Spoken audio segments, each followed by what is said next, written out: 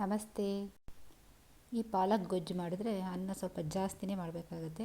2 ತುತ್ತು ಜಾಸ್ತಿನೇ ತಿಂತಾರೆ. ಇದಕ್ಕೆ ಒಂದು ದಪ್ಪ ಈರುಳ್ಳಿನ ಕಟ್ ಮಾಡಿ ಹಾಕ್ಕೊಂಡಿದ್ದೀನಿ. 2 ಟೀ ಚಮಚ ಕಾಶ್ಮೀರಿ ಚಿಲ್ಲಿ ಪೌಡರ್ ಹಾಕ್ಕೋಬೇಕು.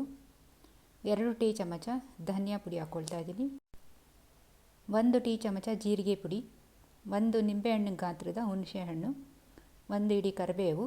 ಇದಿಷ್ಟನ್ನು ಮಿಕ್ಸಿಗೆ ಹಾಕ್ಕೊಂಡು ತರಿಯಾಗಿ ರುಬ್ಕೋಬೇಕು. ತುಂಬ ನುಣ್ಣಗೆ ರುಬ್ಕೋಬೇಡಿ.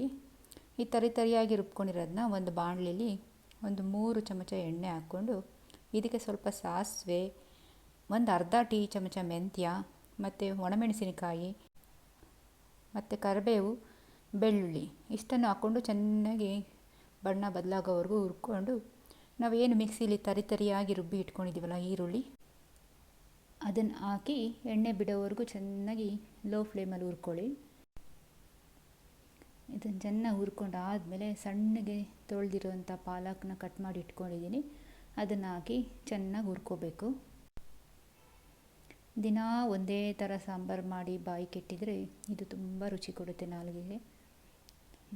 ಅನ್ನಕ್ಕೆ, ಬಿಸಿ ಅನ್ನಕ್ಕೆ ತುಪ್ಪ ಹಾಕ್ಕೊಂಡು ತಿಂತಿದ್ರೆ 1-2 ತುತ್ತು ಹೆಚ್ಚಿಗೆ ತಿಂತಾರೆ, ಅಷ್ಟು ಚೆನ್ನಾಗಿರುತ್ತೆ.